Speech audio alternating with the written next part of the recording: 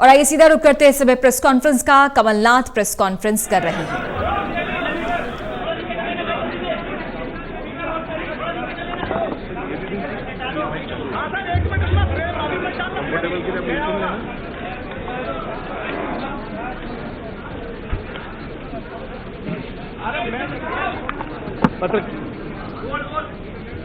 Hello hello, ये चल रहा है? पत्रकार बंधु आ रही है? थोड़ा ऊंचा हेलो हेलो,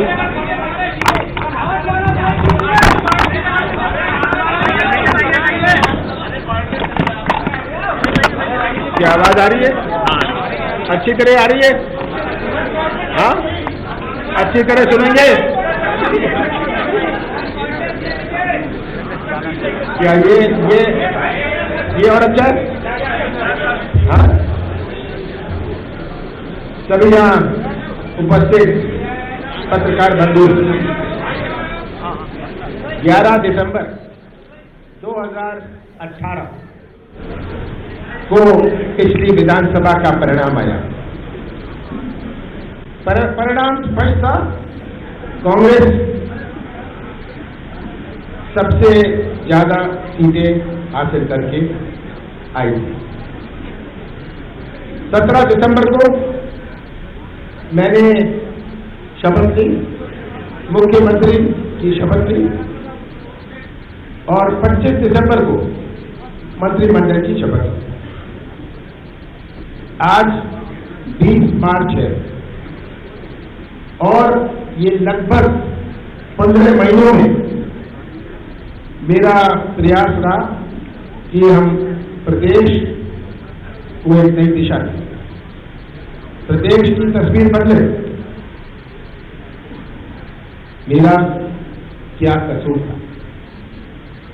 इन 15 महीनों में मेरी क्या गलती थी?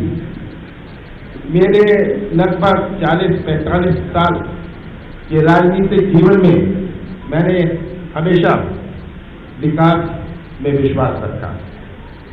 जब मैं केंद्र में था, यूपीए सरकार में था, मैं मंत्री था, जितनी मदद हो पाए मैंने राज्य के लिए करने का प्रयास किया, और ये आंकड़े और समय इसका गवाह है।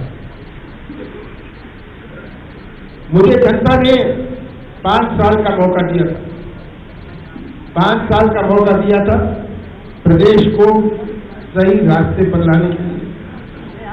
5 साल का मौका दिया था कि प्रदेश की नई पहचान बने, प्रदेश पर विश्वास लोगों पर होए। मध्य प्रदेश की तुलना छोटे राज्यों से नहीं है, मध्य प्रदेश की तुलना बड़े राज्यों से। और भारतीय जनता पार्टी को 15 साल मिले थे, आज तक मुझे 15 महीने मिले, जिसमें से 2.5 महीने तो लोकसभा चुनाव और आचार संहिता में गए।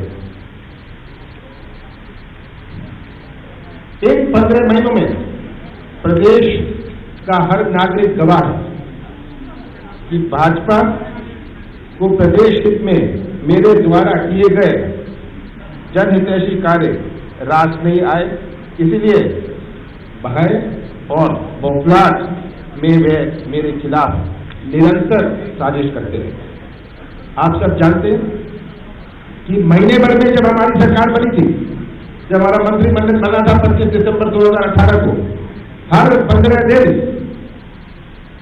कहा जाता था, भारतीय जनता पार्टी के नेता कहते थे ये सरकार महीने भर की सरकार है, ये सरकार 15 दिन की सरकार है।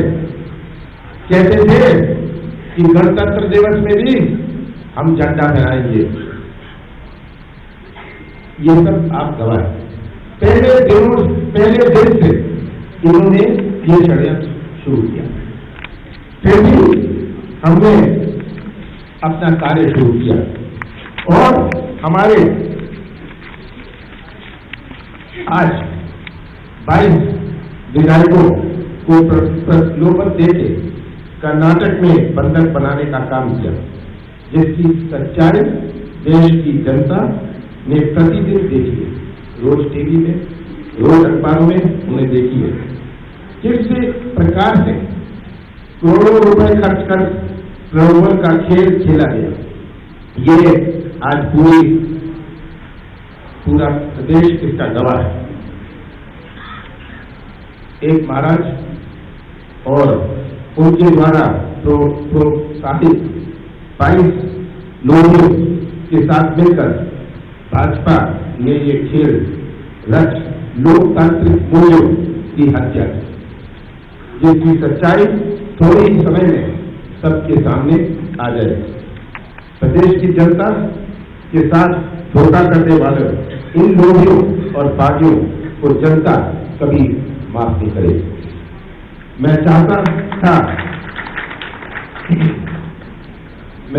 था कि कांग्रेस महल में नहीं बल्कि महल कांग्रेस में आए, ताकि जनता शक्तिशाली बने। ये मेरी इच्छा है। कई बार पिछले 15 महीनों में हमने विधानसभा में अपनी बहुमत साबित की। 3 दफे हमने कही, 3 दफे वोटिंग हुई, हमने अपनी बहुमत साबित की। हमने जब ये बहुमत साबित करी, उनसे ये बर्दाश्त नहीं किया गया।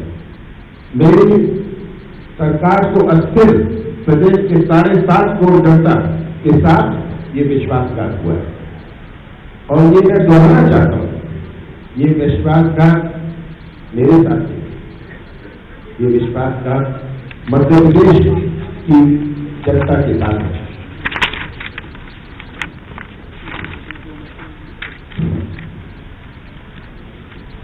भारतीय जनता पार्टी को चिंता थी कि प्रदेश एक नई दिशा में चल रहा है, प्रदेश के विकास का एक नया नक्शा बन रहा है।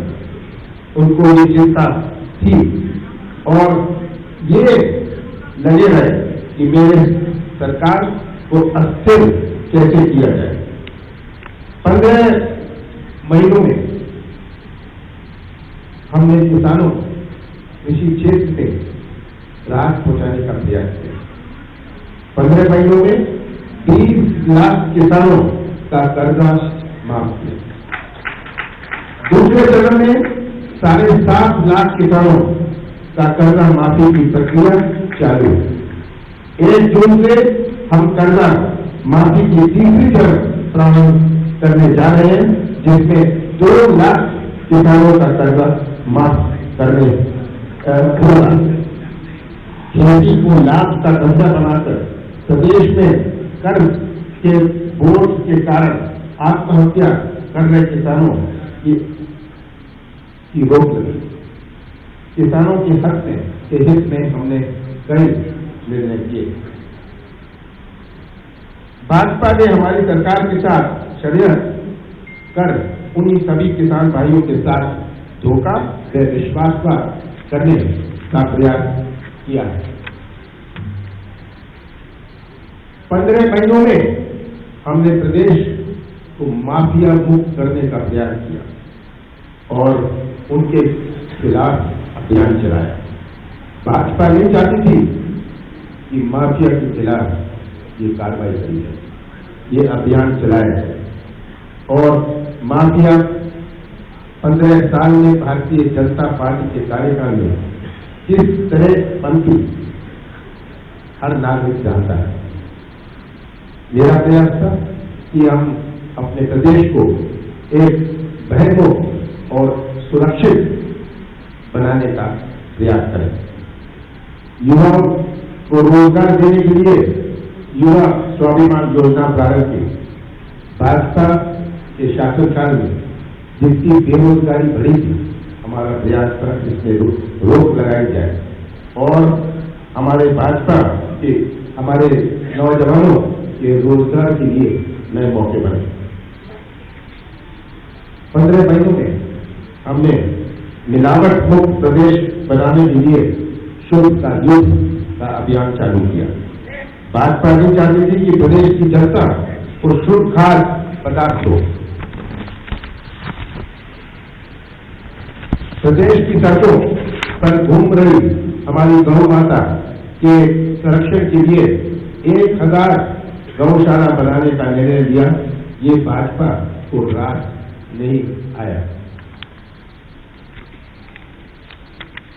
इंदिरा गृह ज्योति के माध्यम से प्रदेश की जनता को 100 रुपए में 100 यूनिट बिजली प्रदान की, जिसकी फायदा प्रदेश के करीब 1 करोड़ नागरिकों को हुआ। ये भाजपा नहीं चाहती थी कि ये सुविधा मिले। ये भाजपा को रास नहीं आया। प्रदेश के नाम विश्व पटल पर पहुंचाने के लिए, प्रदेश विश्व पटल पर पहुंचाने के लिए ये हमने प्रयास शुरू किया और प्रदेशवासी इसके गवाह हैं कि किस प्रकार से हमने कार्य किए। कन्या विवाह में 28,000 से बढ़कर 51,000 रुपए भाजपा को ये रास मिला है। ये भी हमने किया। सामाजिक सुरक्षा पेंशन को 300 से बढ़ाकर 600 रुपए कर दिया। ये भाजपा को रास मिला है। राम वन पर गमन के निर्माण का संकल्प लिया। श्रीलंका में माता सीता का मंदिर बनाने का निर्णय लिया। ये भाजपा को रास दिया है।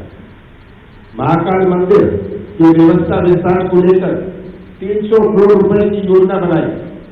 हमने ओंकारेश्वर मंदिर के विकास को लेकर लगभग 143 करोड़ की योजना बनाई। ये भाजपा को रास दिया है। पुजारियों का मानदेय 3 गुना हमने बढ़ाया। ये भाजपा को रास दिया है। आदिवासी भाइयों को सरकारी ऋण से मुक्ति दिलाने का काम किया। मुख्यमंत्री मदद योजना के तहत शादी और मृत्यु होने पर सहायता का प्रावधान किया। आदिवासी इलाकों में 40 एकलव्य विद्यालय खोलने का निर्णय लिया। वन अधिकार के पट्टे दिलवाए तथा इस वन के उत्थान की भलाई के लिए कई कार्य हमने शुरू किए। 15 महीनों में हमने अपना वचन पत्र, हमारा वचन पत्र 5 साल का था। 15 महीनों में 400 वचनों को पूरा किया। 21,000 अधूरी घोषणाएं वाली भाजपा की हमारी वचनों को पूरा करने का ये रास किया है। पिछले वर्ष के आरक्षण को 14% से बढ़ाकर 27% किया, जिससे इस वर्ग का उत्थान व विकास हो सके। भाजपा को ये रास नहीं आया। आर्थिक रूप से सामान्य कमजोर वर्ग के लोगों को 10% आरक्षण प्रदान किया। भाजपा को ये रास नहीं आया। भोपाल और इंदौर में मेट्रो का कार्य प्रारंभ किया। भाजपा को ये रास नहीं आया। प्रदेश में निरंतर निवेश आता है। प्रदेश में निवेश आए, एक नया विश्वास, निवेश विश्वास से आता है। देश में मध्य प्रदेश को एक ऐसा प्रदेश बनाया जाए जहां लोगों को मध्य प्रदेश पर विश्वास हो। हमने कोई झूठी इन्वेस्टर्स मीट नहीं करी, झूठी घोषणाएं नहीं करी, पर हमने एक शो ला दिया।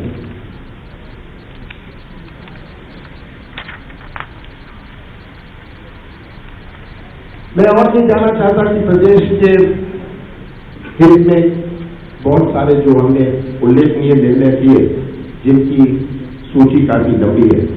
भाजपा को हमारे जन हितैषी कामों से यह भय आने लगा कि प्रदेश की बागडोर हमारे हाथों में अब शायद कभी ना आए। प्रदेश की जनता इस सच्चाई को जानती है। मैंने इन 15 महीनों में दिन रात कार्य कर प्रदेश को का प्रोफाइल बदलने का काम किया और प्रदेश के पिछले 15 सालों की तस्वीर दी अपने प्रदेश की जनता को दिखाई। 15 महीनों में हमारे ऊपर किसी भी घोटाले या भ्रष्टाचार का आरोप नहीं लगा। प्रदेश की जनता ने महसूस किया कि सरकार क्या होती है, जन हितैषी कार्य क्या होते हैं। भाजपा कितनी भी साजिश करते, विकास के पथ पर हम सदैव रहेंगे। चुनौतियों का डटकर हम मुकाबला करेंगे। कर्तव्य के पथ पर ना हम रुकेंगे, ना डिगेंगे, ना झुकेंगे। प्रदेश की जनता का विश्वास हमारे साथ है और मुझे विश्वास है कि जनता का प्रमाण पत्र मुझे मिलेगा, हमारी सरकार को मिलेगा। मुझे भाजपा का प्रमाण पत्र चाहिए, मुझे प्रदेश की जनता का प्रमाण पत्र चाहिए। मैंने इन कामों की सच्चाई प्रदेश की जनता जानती है और मुझे जनता का प्रमाण पत्र, मुझे विश्वास है, आवश्यक मिलेगा।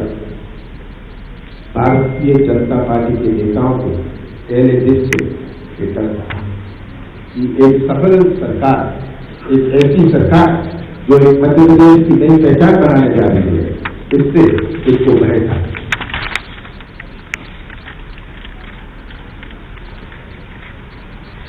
भाजपा सोचती है कि मेरे प्रदेश को हराकर खुद जीत जाएगी। ना ये मेरे प्रदेश को हरा सकते हैं, ना मेरे हौसले को या जितना चैलेंज मेरे प्रदेश के साथ करेंगे, उतना ही मेरा विश्वास दृढ़ होगा। मेरे राजनीतिक जीवन में मैंने हमेशा कुछ मूल्यों का पालन किया है और ये मूल्यों का पालन मैं करता रहूंगा। भाजपा सोचती है कि ये जो शहर इन्होंने रचा है, इससे सफलता प्राप्त करेंगे। मैं तो इतना ही कहना चाहता हूं कि ये कभी सफल नहीं होगा। मेरा संकल्प है कि जहां भी रहें, हमारे पास पद हो या नहीं हो, हम प्रदेश के हित, प्रदेश के हमारे नौजवान, प्रदेश के हमारे पिछड़ा वर्ग, हमारे कमजोर जातियां, प्रदेश के किसानों के हित के काम में हम लगे रहेंगे। मैंने ये तय किया है कि ये जो 9 मार्च को ये 16 विधायकों को ले गए। कौन से जात? 16। 9 मार्च को तो 16 को ले गए। किस जात में ले गए, किसने उसका व्यवस्था करी, किसने उसका पैसा दिया, कहां ठहरे, किस प्रकार का दबाव था, आगे आने वाले समय बताएगा। सबको ये याद रखना है कि आज के बाद कल भी आता है, कल के बाद परसों भी आता है और परसों आएगा। जनता गवाह। मैंने ये तय किया है कि आज मैं राज्यपाल को अपना इस्तीफा दूंगा और इसका कारण एक ही है, जिन सिद्धांतों और मूल्यों का पालन मैंने किया है। मैं वो नीलामी और सौदे की राजनीति में कभी पड़ा नहीं। मैंने साफ और स्पष्ट राजनीति करी, मैंने मूल्यों की राजनीति करी और मैंने हमेशा कहा, और पूरा मीडिया और पूरी जनता गवाह, कि 15 साल की भारतीय जनता पार्टी के कार्यकाल में कोई नहीं मेरे ऊपर उंगली उठा सकता। मेरे 40 साल में जब मैं सांसद रहा, कोई मेरे ऊपर उंगली नहीं उठा सका। मैंने तो सदन में कहा था कि भारतीय जनता पार्टी के कार्यकाल में मैंने किसी मंत्री को या मुख्यमंत्री को कभी फोन नहीं किया, कभी निजी काम के लिए, कभी किसी सिफारिश के लिए मैंने फोन नहीं किया। अगर मैंने किया तो छिंदवाड़ा के विकास के लिए। ये तो मैंने सदन में कहा था और इन मूल्यों का मैं पालन हमेशा करता रहूंगा। यही मेरी मजबूती है, यही मेरी शक्ति है। मेरे कांग्रेस परिवार के हर सदस्य, मेरे कांग्रेस परिवार के हर सदस्य का जो हमारा प्यार का संबंध है, हम सब मिलकर आगे आने वाले समय की चुनौतियों का सामना करेंगे। आप सबका बहुत बहुत धन्यवाद।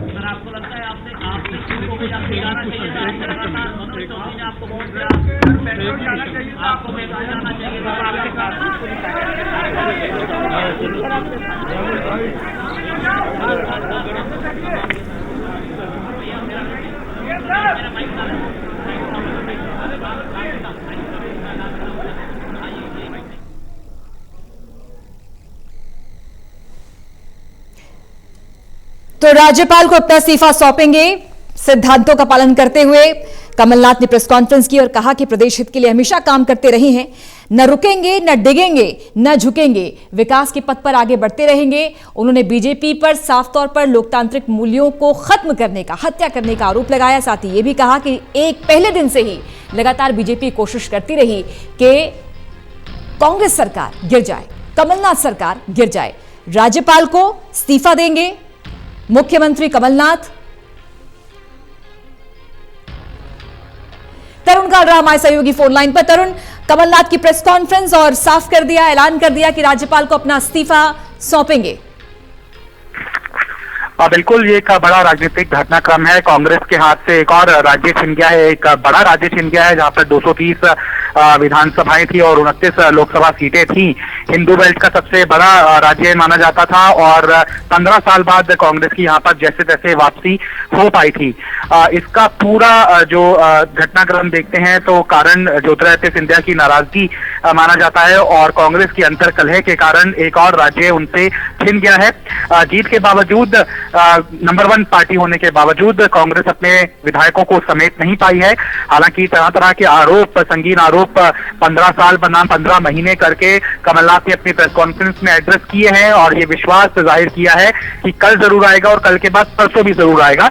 इससे उनका साफ तौर पर तात्पर्य था कि उपचुनाव होंगे, जिससे कि कांग्रेस पार्टी के पक्ष में उपचुनावों के अंदर मध्य प्रदेश की जनता वोट देगी और वो फिर से जनता की सेवा करने के लिए कमान संभालेंगे। लेकिन अब चूंकि संख्या बल कांग्रेस पार्टी को सपोर्ट नहीं कर रहा है, तो कमलनाथ राज्यपाल लालजी टंडन को इस्तीफा देने के लिए बढ़ रहे हैं। बिल्कुल, बड़ा राजनीतिक घटनाक्रम, ये सियासी संग्राम मध्य प्रदेश का, और आज इसका पटाक्षेप हो गया। तरुण, कह सकते हैं कि पटाक्षेप हुआ, कांग्रेस की सरकार गिरी क्योंकि फ्लोर टेस्ट तो साबित नहीं कर पाएंगे और इससे पहले इस्तीफा दे दिया सीएम ने। बिल्कुल, अब फ्लोर टेस्ट तभी, चूंकि अगर वो फ्लोर टेस्ट भी चाहते और वो उसके अंदर कुछ चंद ही घंटे बचे थे, 5 बजे तक सुप्रीम कोर्ट का फैसला था कि आदेश था कि फ्लोर टेस्ट कराना होगा और स्पीकर ने जिस तरह से 16 विधायकों के इस्तीफे मंजूर कर लिए, उसके बाद से ही ये तय माना जाने लगा कि कमलनाथ सरकार अब 99 के मार्ग पर आ चुकी है, 121 - 22।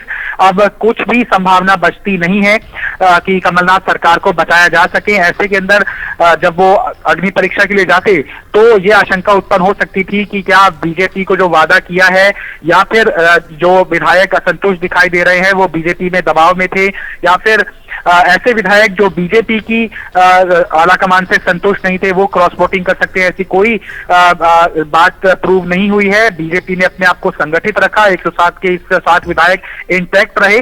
शिवराज सिंह चौहान अब अगले मुख्यमंत्री होंगे, ये लगभग तय माना जा रहा है और ये राजनीतिक तौर पर एक बड़ी आला कमान की कमजोरी भी प्रदर्शित करता है कि ज्योतिरादित्य सिंधिया को समय रहते हुए नहीं मनाया गया और उनके नहीं मनाने के साथ साथ जो राज्य स्तर के अंदर इकाई थी वो अपने विधायकों को एकजुट नहीं रख पाई। कमलनाथ की भी एक राजनीतिक एक मजे हुए नेता के तौर पर इसको हार के तौर पर ही देखा जा सकता है, चूंकि मेजोरिटी की गवर्नमेंट थी और ऐसा नहीं है कि दूसरे घटक दलों ने दगा दिया जिसके कारण कांग्रेस की सरकार गिर गई। कांग्रेस को अपनों ने ही खंजर घोंपा है और आत्ममंथन का दौर है। तरह तरह से बीजेपी के ऊपर भी संगीन आरोप कमलनाथ सरकार लगा रहे हैं कि माफिया के खिलाफ उन्होंने कार्रवाई की, ये मध्य प्रदेश की बीजेपी की इकाई को राज नहीं आया।